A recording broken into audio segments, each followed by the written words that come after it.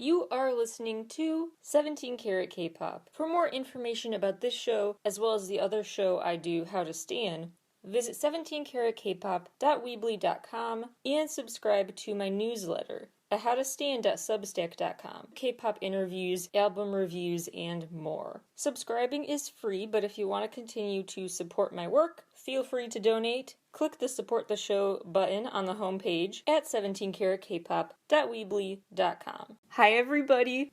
Welcome back to NCT Talk. I am so excited for today's episode because just when I thought Sticker couldn't get better, this album repackage came, and I have so many thoughts about it. First of all, some background on the Story of Favorite teaser videos. You know I love a good story time, so it's time for another one of those. So allow me to read to you the English translations of some of those teaser videos. I will skip around a little bit for the sake of time, but for the most part, here's what you need to remember. Chapter 1 of the Story of Favorite is Jaehyun's, and he holds a bouquet of either really discolored roses or dead ones. Pretty sure they're just dead, not meant to look like that. My time is forever. Perhaps saying doesn't flow would have been more right. That's why I like everything that has a beginning and an ending. At the beginning and end of something, I feel the passing of the moment. When the night passes and the sun rises, I close my eyes and I dream. Tomorrow appears. Chapter 2 is Doyeon's. Wherever he is, he's surrounded by greenery. A lot of plants, a lot of white flowers, and he himself has red roses. It's raining a lot outside, like in my dream. I walked in order to meet you, like in the dream. You're holding roses in your arms. At your words, I'll come again, I answered. Things I saw in my dreams end here. I linger in front of the door for a while, and I turn back again, and then mustering up my courage, I give you one rose. Chapter 3 is Taeyeon's. He holds a red rose, but later on he holds a yellow rose, with his movie ticket in hand as well. Put a pin in that for later. Also note that he watches a movie and sits in this movie theater. In order to not be left in someone else's memories, sometimes my appearance changes. After we met for the first time, my appearance has been different, but you will remember me from the flower shop as how I am right now. I'm sorry, but I let myself be remembered by you. I couldn't help it. I don't know about the others, but I want you to recognize me. Thankfully you did, and ran towards me first. In my dream, I bought tickets to a comedy movie. It was fun, you said. Lies. What movie do you want to see next? To my question, you pointed a poster on the corner of the theater. Ah. With my taken aback response, I woke up from my dream. Evening has come, you watched the movie you pointed out. The main character is a vampire. Should be fun, right? I laughed awkwardly at your words. Chapter 4 is Yuda's. After meeting you, I found myself waiting for tomorrow, looking at the moments when we're together in my dreams. I remember in my dream, you whined because you lost the game, so I purposely made a mistake, you won, and you smiled like a child. Then I told you the truth, that I can see the future in my dreams, and that's why I saw the things you like. All of them. I gathered up my courage to confess, but you didn't believe what I said. What else do you like? I asked you, and you said you also like going on trips. You said you especially like to see the colors of the sea. Although there's one sea, you can see different colors depending on where you look. I came to like the sea as well, even though the only one that I can see is the black-colored night sea. Let's go see the Emerald Sea together next time. I should add the side note, there's no way he's doing that. Chapter 5 is Mark's. He's sitting at this kitchen table, trying to say something and trying to let his loved one feel comfortable first. He just finished cooking for them, even though he's not a cook, and he's just trying to really let him down easy. Now that we've come this far, I don't know how I'm supposed to tell you the truth about myself. I have to tell you everything now. About the reason why you only see me when the sun is set. About why we can't see the color of the sea that you like together. There's silence. I finally told you about my identity, and you didn't do anything for a while. In my dream, I couldn't say it until the end, so I have no idea how you will react. I thought you would scream, reject me, or storm out in anger, but you didn't. If you want, I can erase all your memories, I said cautiously. With a mouthful of food, the moment we looked at each other, we laughed out loud. I thought you were scared, yet you accepted me, like it's no big deal. I'm thankful for that.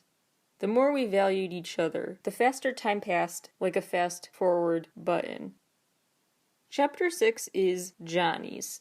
He's sitting in this car on a rainy night, and this scene also has a rose, this time pale pink. It's probably the reason your expression gets darker and darker inside this dream. What happens after I leave? You're left alone. I'm not sure. It's too far ahead, so I haven't thought about it. I smile to reassure you. It's the rainy season soon. Should we see the sea? Really? When it's the rainy season, where the clouds are gray all day, I can go out at noon, even if it's only for a brief moment. You like it that much? The sky and the sea will be cloudy because it rains anyway.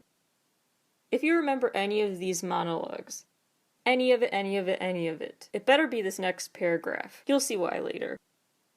It seems that you're happy just by imagining it. The corners of my lips went up to following you. I thought that you, who loves the sea, are similar to a fish, swimming freely in the vast world, unable to be captured. That's why I have no confidence to hear that you should live the same life as me. Will you be able to live a half-life in free and endless time? I didn't want that. I want you to sleep with the stars, have good dreams, and love the sea as you do.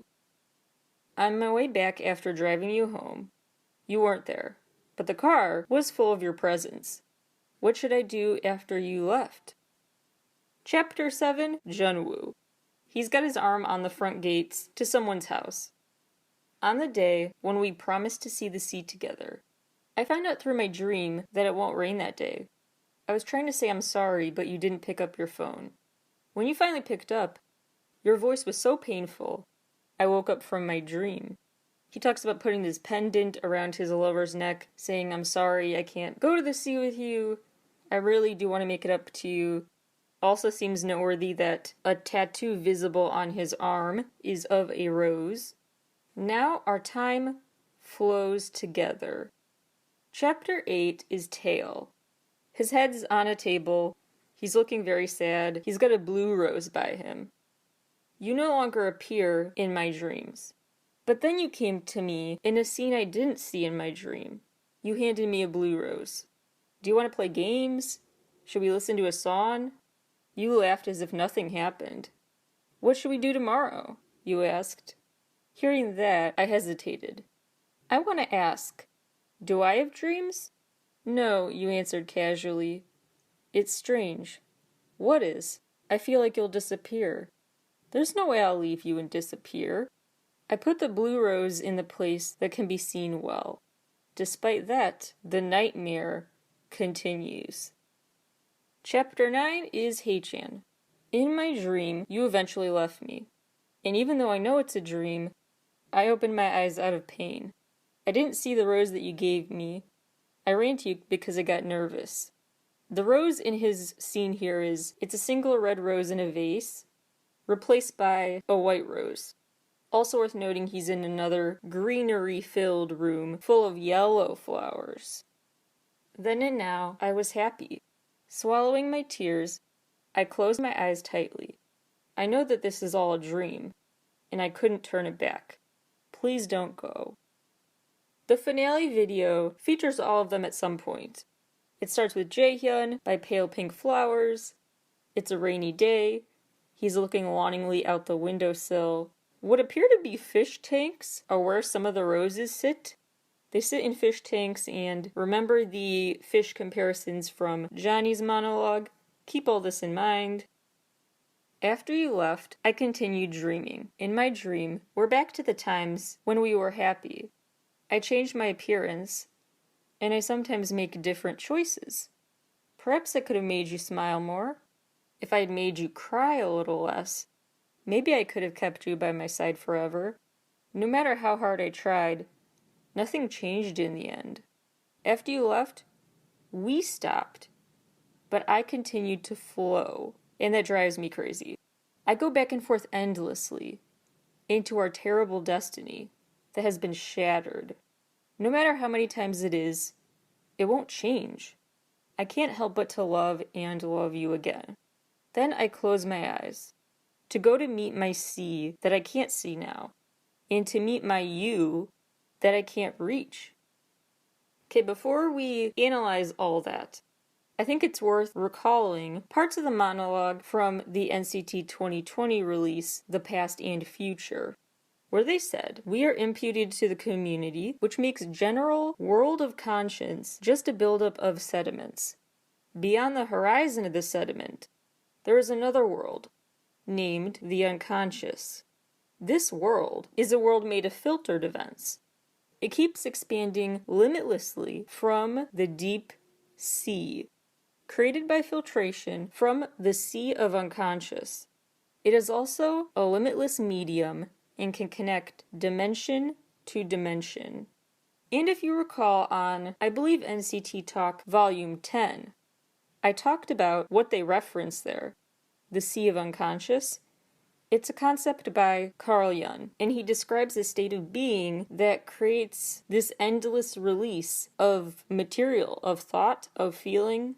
He views kind of your conscious state as nothing compared to what the sea of unconscious holds. And he famously said, quote, "Dreams answer the questions of our conscious. We are not far from the truth. In fact, we are very near. When we think of our dreams as answers to questions which we have asked and which we have not asked." He also famously and relatedly said, quote, "Knowing your own darkness is the best method for dealing with the darknesses of other people. One does not become enlightened by imagining figures of light, but by making the darkness conscious." I'm not going to rehash all of the exposition and Easter eggs we broke down extensively on all previous NCT Talk episodes. Those you can check out another time if you haven't already. So I'm just going to assume a baseline understanding if you're listening to the NCT universe, music video cinematic universe, and just add on the new content. So keep in mind here, any references to sea or fish, waves, are related, I think, to the sea of unconscious. And you may be thinking, Hope, that's ridiculous. You're comparing talking about the literal sea to the sea of unconscious? Yes, I am. But think about it, what it represents.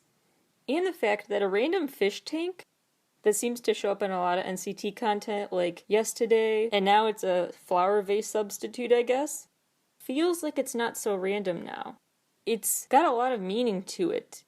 This feeling of plenty of fish in the sea, or you're swimming around trying to find your way through life. Lots of ways ocean, waves, the sea can be used as metaphors with positive and negative connotations. And I do think then a sea is a good way that this philosopher, this psychoanalyst Carl Jung, makes sense of our unconscious minds. They're like this limitless sea, which could be daunting or really exciting.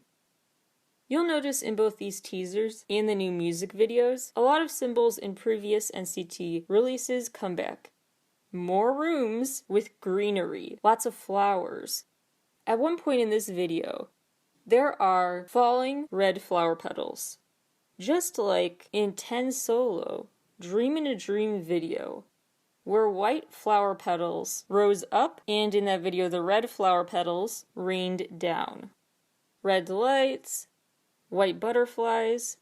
Actually, remember, they were purple in Make-A-Wish, but now they're white. The elevator, that I've said before on this show, I think, serves as their main time machine.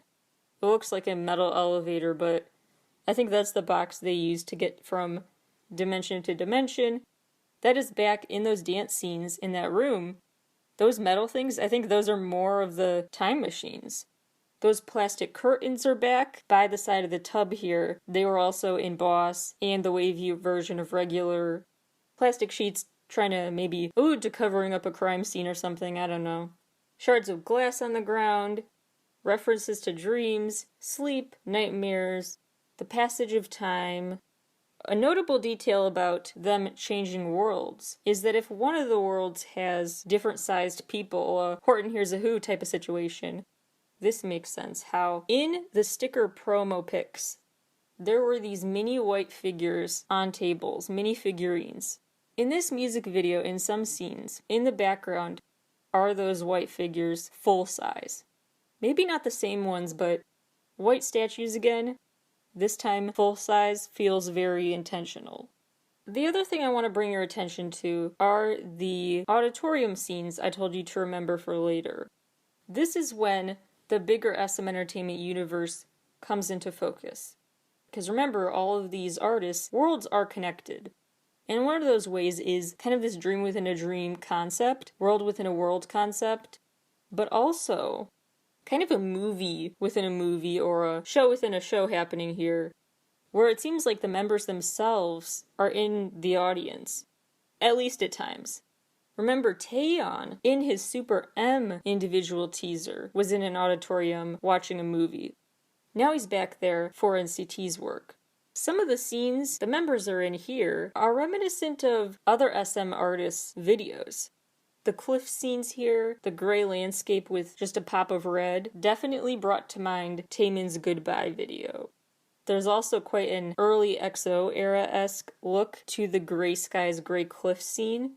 The blue-green sky behind them at one point had the same color scheme going on as Taeyeon's solo long flight video. That one's more of a coincidence, but interesting nonetheless. The fact that this video starts and ends with the members looking asleep reminded me of Red Velvet's Bad Boy video. If we're thinking about all these different artists dreaming within a dream, etc. And in other SM artists' work. Red Velvet with Peekaboo and lots of EXO's early stuff. The moon was a big deal. The moon, a full moon, is quite symbolic. Look, I know full moons are a werewolf thing, not a vampire thing. But, we're talking in general about these horrors, these nightmare stuff. I don't know, I think there's a connection. Anyway, the point is, I think, through this comeback, NCT's really further reminding us of how their story connects to other SM Entertainment artists. Now, with this context, it's interesting because as random as it sounds, doesn't this vampire concept they're going for make perfect sense? The story actually adds up even more from day one. Like in Fire Truck, when they terrorize that girl in her poor sandcastle when she's a kid, and then they are on her case throughout her life, but then they go to talk to her granddaughter, and they're still the same age? I'm just saying, from the beginning, the time travel, or is it just the sense they don't age, nothing changes, or they're repeating a day again and again. All these references to a distorted passage of time for them. Being a vampire actually makes a ton of sense for them. They also keep referencing this sea of unconscious we see with the doesn't flow versus we flowed together. I view that as having to do with that. If you're still confused, this might help. Remember when I said remember Taeyeon's moment where he's got the yellow rose and the movie ticket in his hand? First of all, note the yellow rose because 10 had a yellow rose in Super M's teaser videos, pre-debut. So there's another Super M connection for you. The other thing is that the movie he had tickets for, if you zoom in, you can see he got tickets for Interview with the Vampire. And then it said Blood Moon too, so we could really dig into the nitty-gritty of Interview with the Vampire versus maybe they're talking about a sequel, but the sequel's not really considered canon among fans of the original. So we're just going to focus on the original anyway. Interview with the Vampire. Really, really quick, sanitized, condensed version of what happens. Basically, it's this story, it's a gothic horror story from the 90s, where this guy is talking about all the stuff that happened to him in flashback style. He's recounting his life story to a reporter. Like 60 Minutes, but make it vampires. A lot happens, lots of gory stuff, lots of terrible stuff, but the point is, he is in despair. And that is when he wants to be a vampire, take on this new life, and have a sense that immortality will bring him endless possibilities, endless second chances. Today is a new day for him, he can confidently say, every single day. But when he does become a vampire, he's still miserable. and he has to cope with all this pain and grief over the losses in his mortal life. Now it's arguably worse because you're dealing with that loneliness and pain alone. People around you pass away, but you're still there, not processing what happened.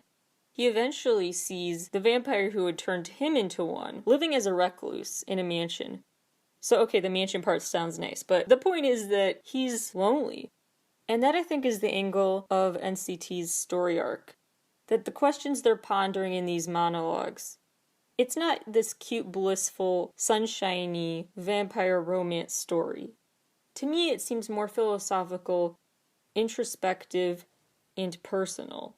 What would it mean to be immortal, really? Not trying to make it seem just really cool and glamorous, but no, what would it really mean? What emotional toll would it take on you? To have to constantly say goodbye to people, to have to not have anyone to spend all of your life with, to feel like you can never be enough for the one you love. Because sure, you certainly won't die on them, but you can't do much with them. You can't let them fulfill their dreams, explore that endless ocean they're always dreaming about. You can't help them go look at the colorful sea, fulfill all their dreams like that, go on those dream dates. You really would feel so inadequate and probably feel like you don't measure up, you don't deserve that love, that loved one deserves someone else. Really emotional, heavy stuff to think about.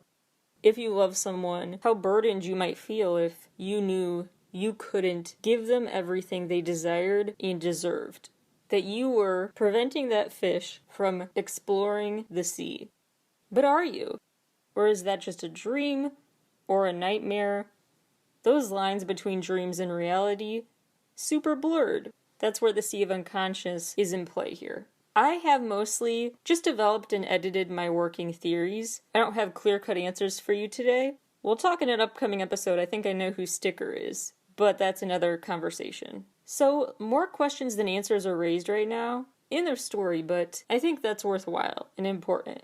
To just take this time to really think about that premise. And what it means to be there for someone, or how you feel if you can't. You actually physically can't be there. Before I go real quick, some random details that seem less random when you look back on previous NCT videos. With Taeyeon, remember in the regular video, he jumped out the window of room 127. Maybe he survived because he's immortal. And yes, today he says, I need the courage to break through and wake me up from this dream.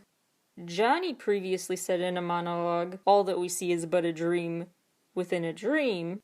Some key moments from Doyeon in past videos. First of all, there was that time that he was hiding.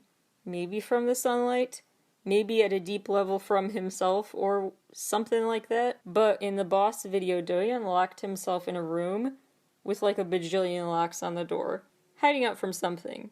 Also worth remembering is that Doyeon was the center of the, not love triangle because there were 3 guys involved and 1 girl, a love trapezoid. Doyeon was at the center of it, where Taeil and Jaehyun were jealous of his girl. I don't know, that feels relevant again. I think this new story is, they're wording it as if it's one person, the same loved one, and they are all each voicing the narration for the same story. Also, it does seem noteworthy that the tense changes a lot. That could be a translation thing, but I just think a lot of past, present, and future tense blending in those monologues, that feels intentional. Mark in past videos. Well, remember, he broke the screen. In the Super 1 video, there's another Super M connection. In the Superhuman video, he had rain, water droplets, seen moving in reverse by him.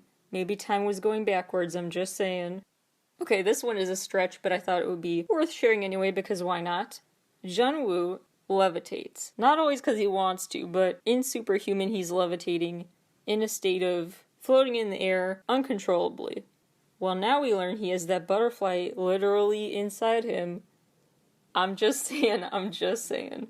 It is very notable now, though, that Jungwoo and Doyeon are seen on that cliff. That feels like we're supposed to remember that for later.